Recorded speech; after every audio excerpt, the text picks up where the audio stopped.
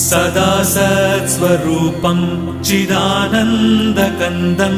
जगत्सम्भवस्थानसंहारहेतुं स्वभक्तेच्छया मानुषं दर्शयन्तं नमामीश्वरं सद्गुरुं साईनाथं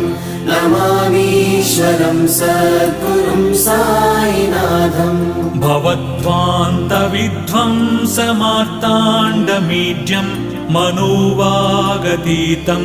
मुनिर्ध्यानगम्यं जगद्व्यापकं निर्मलं निर्गुणं त्वां नमामीश्वरं सद्गुरुं साईनाथं